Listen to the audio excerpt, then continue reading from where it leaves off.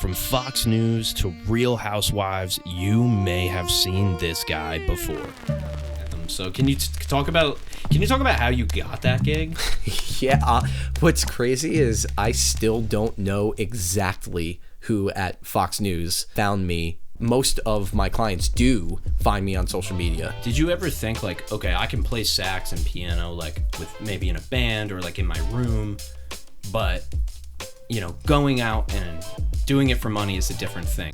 I will tell you that This is the story of Jason Nelson, from email marketer to full-time sax player. Let's go. The essential Jason Nelson is back on the podcast. What's going on, man? Yo, I am back. It's good to be back. If you would, just first tell people what you do exactly, and then I have a couple questions to start from there. Sure. So what I always like to say is that I specialize in high energy saxophone with DJs for private events and nightlife. And that can be anything from a wedding to a bar mitzvah to a birthday party to a bar, club, brunch, winery, anything, you name it. But something that I really am passionate about is bringing the vibes and entertaining as much as possible on the saxophone instead of just playing notes. Did you ever think like, okay, I can play sax and piano like with maybe in a band or like in my room, but you know, going out and doing it for money is a different thing. Has doing that stuff for money, has that elevated your, like, has it made you a better player and made you appreciate it more? Is it two different things? Because I think a lot of artists struggle with this where, I mean, even for me with my own music, I don't take it as seriously as I do all this other stuff. Maybe I should, right? Because there's people who still listen to it and want me to do it. But, you know, I got some money for a show that I did. It was the first time ever.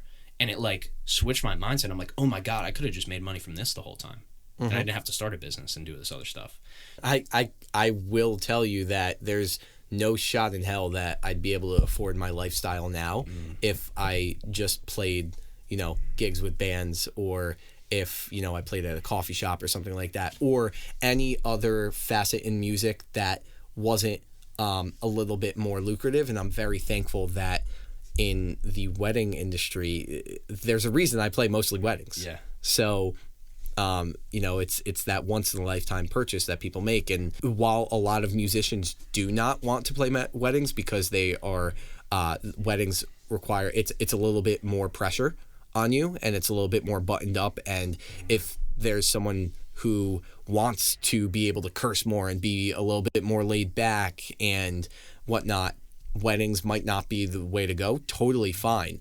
I just love weddings so much that I'm going to keep doing it because I genuinely enjoy that experience. And it's not, for me, it's not as buttoned up as what a wedding actually is, because what I bring into it is the party factor that I'm just myself, and I know that I'm partying with people who also want to be themselves too and go absolutely crazy. So I'm just going to kind of fit into that mold and just be myself, and it's always a good time. And we have three people here today, me, you, and Brandon, who's not on camera, but he's on the mic. Yo. We have three different facets of the wedding. I'm a wedding DJ MC. You're a pro sax. You're a wedding entertainer, saxophone player, and Brandon's the wedding videographer. So within this kind of wedding, you know, industry, you have these, you know, different people that make this wedding happen. Sometimes we're more excited than not that we're more excited like we want the wedding to happen more, but it's like we're less stressed out than the bride and groom is. I have barely my stress. True. My only stress pretty much at a wedding is making sure my saxophone works and my sax mic works. Yeah. Other than that, yeah. I am so stress-free. It is insane to think about the fact that so many other wedding vendors and the clients and the parents could be stressed. I hope that they are not. Sometimes they hide it very well. Yes. Sometimes they don't. But my only stress is just making sure that my saxophone and my saxophone equipment hooked up to it work. Other than that, I am as go with the flow as I can possibly be. Things change last minute, and I go, oh, cool. I'm going to play this song at a different time. I'm going to play for you actually want me to play for your intro. You actually switched your first dance song at the very last minute. Cool. Yeah. I'll figure it out and just go out there and wing it. I play by ear, even if the song is in a different key. Dude, you pay this guy like $3,000. He's like, yeah, my plan is I'm just gonna wing it. But I don't think about it that way. No, I know. I'm not knocking you. No, I know. It's interesting what I think about versus what I don't. And I was about to ask you, are you thinking about what you're playing when you're playing it, or is it really flow? Because I'm a musician, so I understand the flow. Like, you shouldn't have to. If you think about it, you are now living in the past. Mm-hmm. The second, it's like when you're playing the guitar solo, and I just heard John Mayer say this.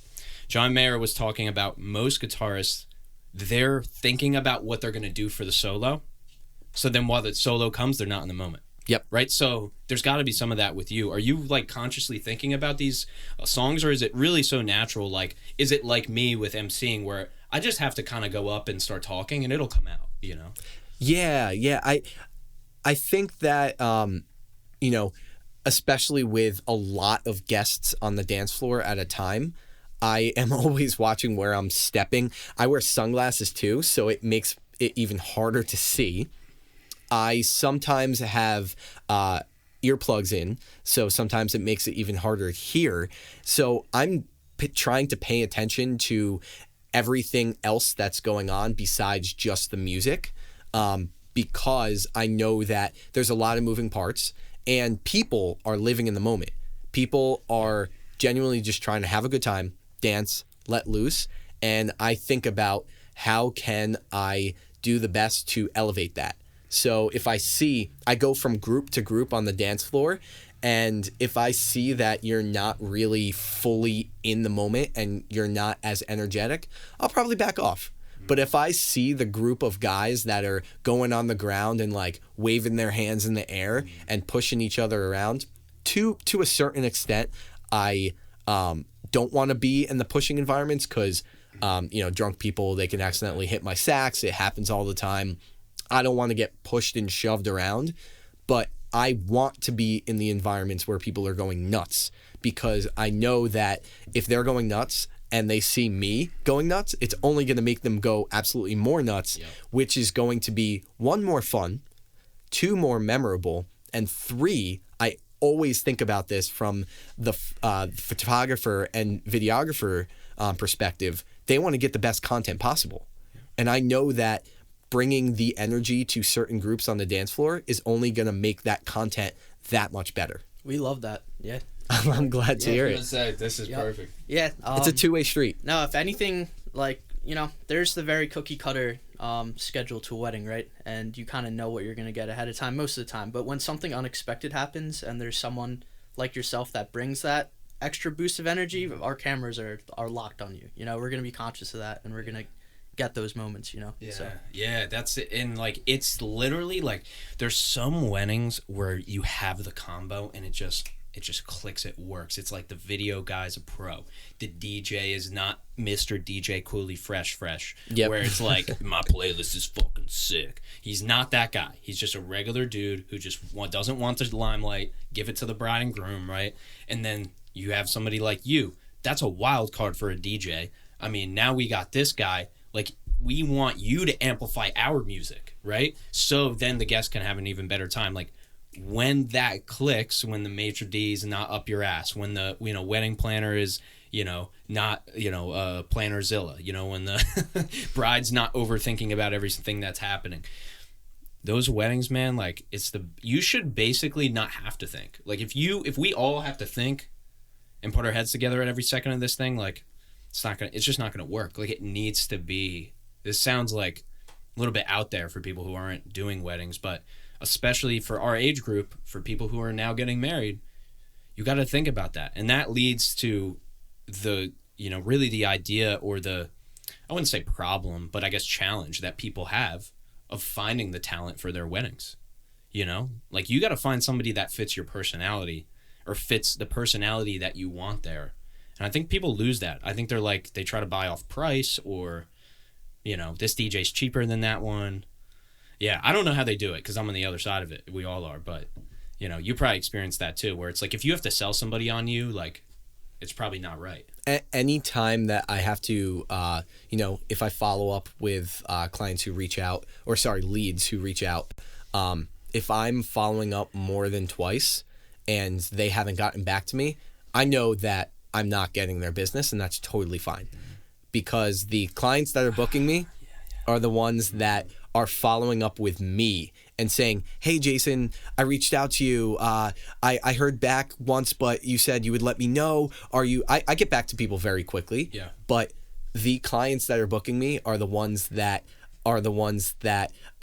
it really does not take much planning and coordination and back and forth. It's just like, we want you. I'm available. We're going to make it work. And that's that. And then those are the best weddings too. Oh yeah, 100%. It always they have to want you. That way. The more they want you, the better it's going to be too. I'm very, very thankful of that. That's what happens most of the time. But that's why I try to, anytime that I'm reaching out once or twice and I don't really hear back, I say, oh, okay, I move on. Yep. I know that I might not be for them. They might be on the fence. They might be, have just saw one or two videos and thought, oh, that might be cool to have, but we don't need it. Or their budget doesn't account for, that type of entertainment. And that, I know we can stay for a while on the subject and I want to, but I just want to stress, because I won't stay here forever, is that if there are bride and groom based weddings, and then there are wedding based weddings, and then there are Aunt Susie based weddings, and then there's grandma based weddings, there's mom of the bride based weddings, right? Sometimes weddings are for people who aren't the bride and groom. Oh yeah. And sometimes they're for your guests, right? So knowing which type of wedding you're going to have is a very important thing to kind of determine before you go into this, I think. Because if you have a wedding for your guests, now the music's not about you, right? Now the entertainment's not about you. Now you're putting on a show, right? But you might not want that. You might want the DJ to go and click play on your Spotify playlist for 3 hours, and that might be it. And that's fine, but I don't know, man. If you invite 150 people somewhere, I think they should turn up, Mm-hmm.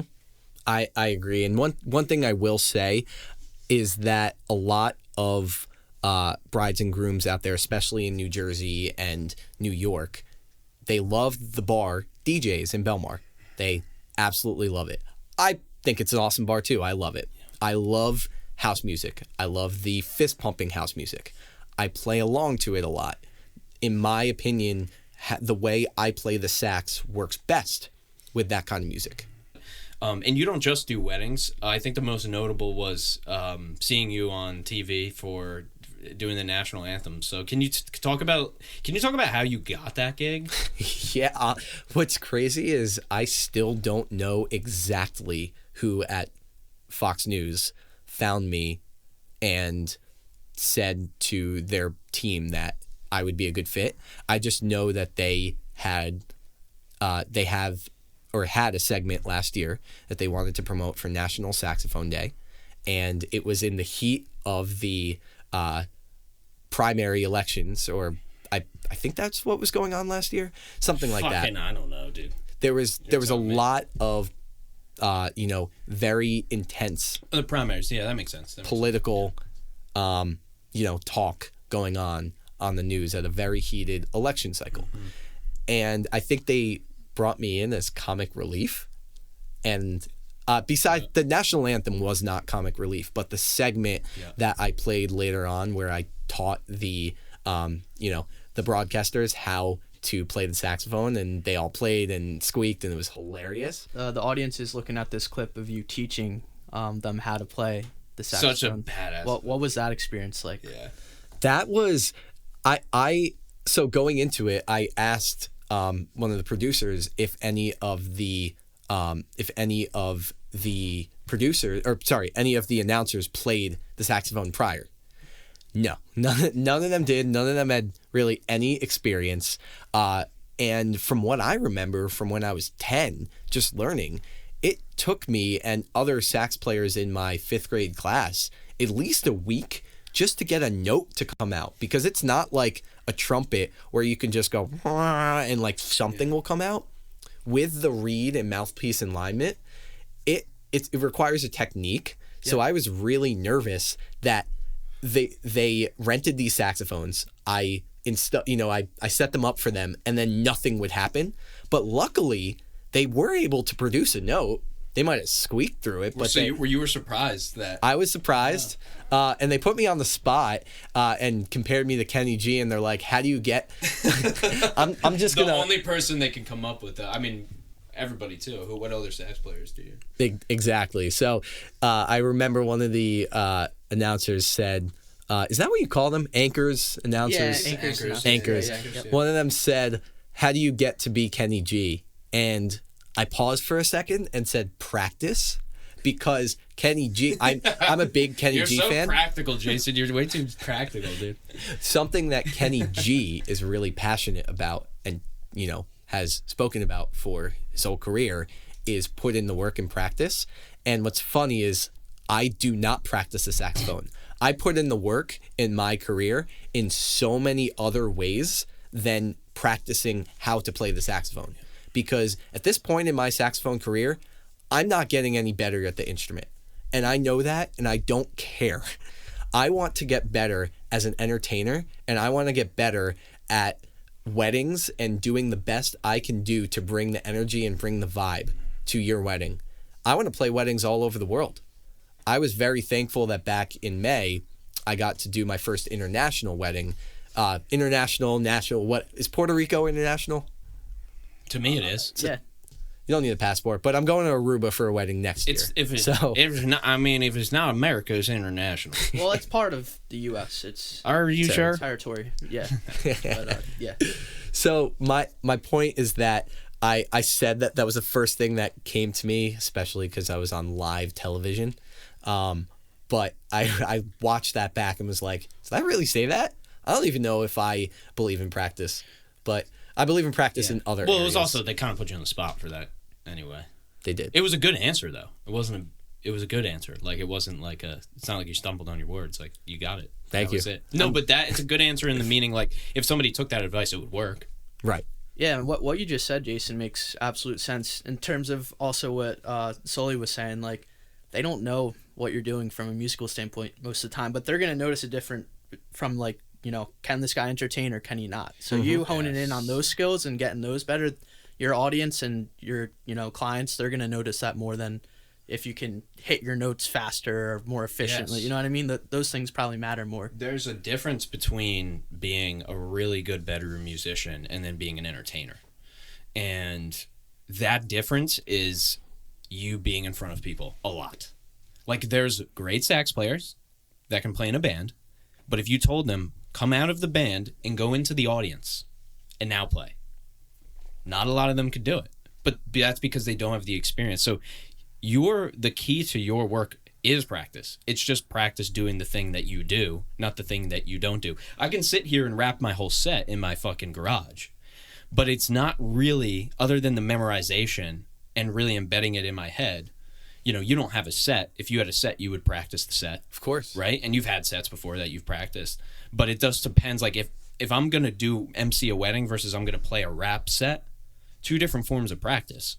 For the MC in the wedding, I need to just MC more weddings. It's experience. It's experience. For the rap set, I need to do it in the garage and I need to get on stage. Now I need to do both. But for you, the key to your success, I think, is really your, like, energy that you bring. And not many... I don't know many sax players, but it's like a lot, I would assume, just like most musicians, you're kind of behind the scenes. If you're not the singer, you're behind the scenes. Like, you're actually more in front of people than the DJ even is, or the MC am, because the DJ is behind the laptop, behind the facade. And sometimes I feel bad about it if I'm too overpowering, but then I take a step back and realize, all right, well, my bride and groom booked me to do exactly that and to go crazy. Dude, who and cares to what be the center of thinks? attention. Yeah, so I think about it and go, oh, okay, I'm going to keep doing exactly what I'm doing. But yeah, man, I mean, when it's a lot, there's a lot going on in music, in genres. It's interesting. I love the spectrum. I love trying to like, because we're still in our own box, you know? Like you're DJing and like I'm DJing rather in New York, New Jersey, PA, whatever. You're mostly playing New York, New Jersey, PA. Like we're in a bubble here, man. I literally went to Queens the other day and had no idea that like I was like, what's Queens? Like it's like there's all these. We are so in our own bubble everywhere, you know. But it's interesting to kind of zoom out. I try to zoom out as much as possible, you know. Do you do any like meditation or anything like that, or any like kind of mindfulness stuff? Are you into anything like that? Or? I've been saying for years I need to try meditation. I've listened to maybe one or two. Like I have a Spotify 10-minute meditation thing saved where sometimes after I go to the gym and I go in the sauna, I'll listen to it.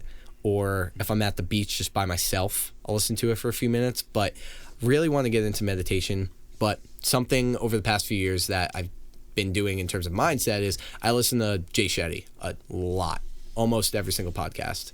Love him. Think his message and his platform is incredibly beneficial. It's mental health, it's physical health, it's relationships, it's everything. So I listen to that a lot. And similar to Gary Vee, it's like I'm not going to listen to everything and take everything. I'm going to take what I want, apply it to my life, and then move on, you know? Yeah. Not treat these influencer, celebrity podcast people, even you. No, I'm just kidding. Like I'm not there yet, but I like hope a god. I hope I get to the point where people are like, dude, this guy's the fucking guy, dude. No, I got my homies, dude. Shout out to the fucking fans, but no, it's I'm really joking because there's like a religious bend. It's almost becomes like a cult like thing, you know, when you really idolize somebody so much. And with the internet, this is the first time it's ever happened. Other than like it used to just be people on TV, but now there's like millions of them. And they all have their own kind of little followings. And yeah, there's some danger to that. I love Jay Shetty. He's great. You know, he speaks so just, you know, it's not really the accent, but you know, his tone, you know, it can make me fall asleep, you know? Yeah. I love his stuff for relationship. I don't think there's many good relationship podcasts out there, you know, or even content in general. I think most of it's just bad. I think a lot of it's like pickup shit. Yep. This is my hot take. And I actually, yesterday, it was my Instagram Explore page. I hit a few things, and on my Snapchat Explore, you know, there's you know the public Snapchat stuff that's all clickbait. Yep. I hit a few of them because I'm in a healthy relationship now, and I get targeted by like I'm just gonna put them on the spot. I think Barstool is cool. I listen to a few things. I think part of my take because I'm a huge sports fan. I think that's awesome. They have a trivia YouTube series that I watch because I love sports trivia and pop culture trivia. But there's too many people that listen to some of the other clickbait type podcasts like Mean Girls Pod and Caller. I think Caller Daddy's dope now because she left Barstool. And I think she brings on some awesome guests, talks about some awesome mental health and empowering women topics. But I think some of those podcasts and, you know, that are in a type of Barstool and greater community in like a city, it could be pretty toxic because especially when I was single, listening to all these TikToks of this is what you should do on a first date. This is what you should not do on a first date. 5 tips for you, you know, 5 red flags to look for. Similar, I'm going to compare it to music and compare it to a wedding. One couple's must-played songs are going to be another couple's do-not-play songs and vice versa. Yep. Dating, any other topic, it's the same fucking thing. And people also just say things because they know that if the more outlandish and the more if you are a content creator and you have a podcast or whatever and you have a polarizing viewpoint, it's going to get more clicks and more headlines and everything. So that's where all these, you know, TikTokers come in to play. And that's why I had to actually go and hide stuff because I know myself that if I get into a trap of scrolling, I'm going to keep scrolling. So it's better I need to use social media because it's part of my job to continue to post content from events and other stuff because how are people going to find me? You know, that's a lot. Most of my clients do find me on social media. But it does not mean that I need to continuously scroll and watch what other people are doing. Yep. I need to live my life, realize how lucky I am to live the life that I want to live, and just keep doing that and stop worrying about any other advice besides the advice that I actually care about, which is my own and the people who matter to me the most. Mic drop right there, dude. I want to say, though, like, the too much advice is always worse than not enough. That's it. Lean into yourself. If you can't make the decision, then maybe it's not the right time to make it. But you need to make it, whatever that decision is.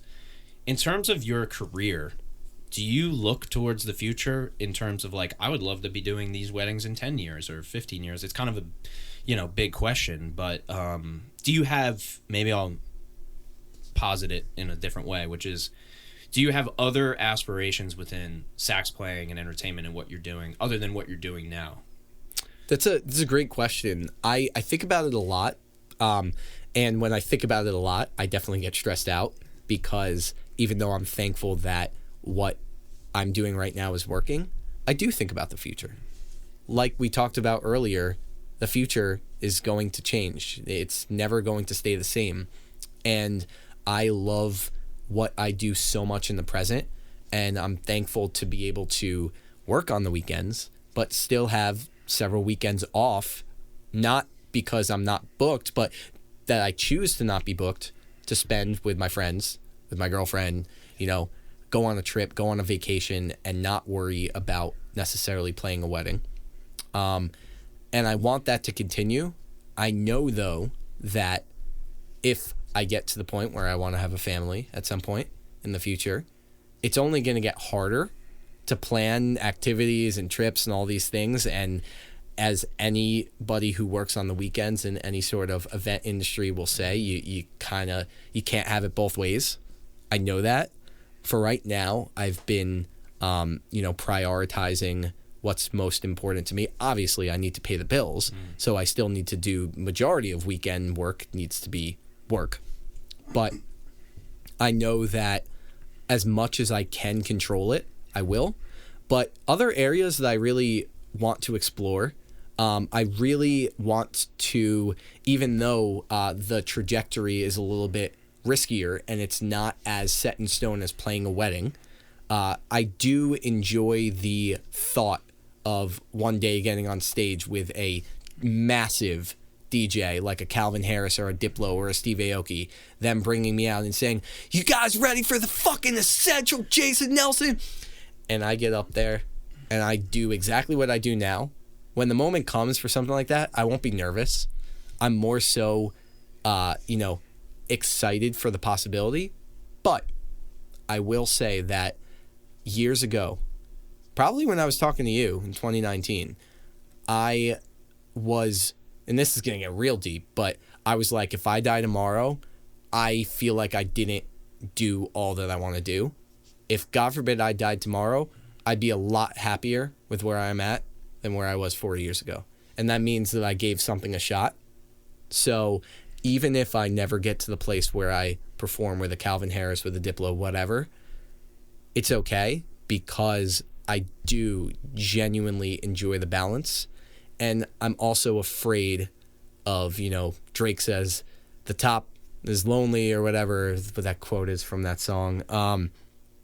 I get nervous by the amount of effort and the amount of sacrifices I would have to make to get to a different level than I'm at now. And I'm scared that I would lose the relationships in my life that are most important to me. I talk to my friends and my family, and obviously my girlfriend, every day. Yep. And I have the free time to be able to do that. And I worry that if I got to a level and a career that I was traveling multiple times a week, every single week, I worry what is on the other side. And I really, really enjoy the balance of it all right now. So, complicated answer, but I guess time is going to play itself out. Yeah, time's going to do its thing. No, I think that's the best advice that you can give is what you just said, which is how you're looking at it in your head, because you can be like, all right, everybody, if you want to get started, here's the steps. Like, you can do that. I've been that guy before. But I think at least how I learn is I learn from understanding how people think, you know, and then I could kind of apply it to me. So, yeah, man, I mean, I'm learning from you, you know. No, thanks, man. I think I'm the learning same from you. Yeah, brother. That's it, man. I'm learning from Brandon. You know, it's like Learning from you guys. That's it. Yeah, I think about it every day, dude. Where's it gonna go? Where's podcasting gonna take me? You know, would I want to travel? Would I want to gig like that? Would I want to be an artist and like, you know, sell tickets and do that and go across the country? It's like, yeah, man. It's a lot. It's so many things to think about, you know. But the good thing is, all of us three can say, and for people listening to this podcast too, like, if you get this far in the episode, like, you do want to do something, whether you're doing it now or you're going to do it in the future, like, you want to do something. Like, you want to do something that makes you feel, like, actually fulfilled and not just paying the bills. And if you want to do that, you're going to make those sacrifices. But then I've realized, too, I'm like, maybe I'm not the guy to run a $5 million business, but I have to work 18 hours a day and I've barely any relationships left, right? Sounds really cool to be that guy. But I know a lot of those guys, and they're not all living the life that I would see myself living, you know? So you could see it on the other side of the fence. But this was a lot of fun today, man. This was awesome. I appreciate you having me on for the second time. Definitely there will have to be a third time. Oh, I think, yeah, I crossed out maybe about half. I have another 50% of this that I got while we were talking. So everything from down to the specifics of exactly who's weddings of popular reality show individuals that leave them on a clickbait for next time, but maybe some to come. Yes, many to come, dude. And I can see you standing on stage. I'm a big what is this guy's name? I'm gonna have to think. I have his name in my head. He's a DJ. I'll move on, but I'll have to. James Hype. He's one of my favorites. James Hype. You got the beard just like him. Yeah, he's jacked too. Huge. Yeah, he's like fucking. I'm like, bro, you and James Hype would be. I would cry. I would cry. I see it though. I see it, dude. I mean, you're there. You're at the level, and now it's just time and consistency. Time and consistency, and that's how luck's created, man, and that's how opportunities are made, bro. But let people know where they can find you, social media, how they can book you. If you have a link too, I'll throw it in the show notes too. Sure. So if you go on my social media, pretty much all of my social media is at Essential Jason Nelson or something like that. My Instagram is probably what I use the most. On my Instagram, the link in the bio has all of my other links as well, including my booking form. I will say that when I get inquiries through DMs and people ask me, hey, what's your rate? What do you charge? With no information, I can't work off that. So that's why whoever it is, I refer people to my contact form, so I have all the information there, and then I can see if I'm available and if we can make it work. Perfect, man. Brother B, anything else for the great Jay? No, it was a pleasure. Thanks for coming on, man. No, thank you. This was sick. And for all the listeners, enjoy the rest of the summer. Seriously, take advantage of the weather. Or the rest of the year. We don't know when this is coming out. Sorry. Oh, that is very true. It could be Christmas time. Who knows? But don't know. Enjoy it all. Keep staying open-minded. Keep doing what you're doing, and trust yourself. It's gonna work. That's it. He charges $100,000, just so you guys know. It's 6 figures to book him. Ladies and gentlemen, thank you so much for tuning in to another episode of The Ryan Sullivan Show. We had the essential Jason Nelson. Find all of his links below. We also had Brother B on the production today, the great video extraordinaire. And make sure that you subscribe and follow on all of your platforms, whether that's Spotify, Apple, or YouTube as well. Make sure you leave us up to a 5-star review on those platforms as well, because we do this completely free for you. And as you know, we're on every single platform, even the ones nobody uses. And we'll see you on the next one. All right, peace. Word. That's a wrap, boys. Sexual.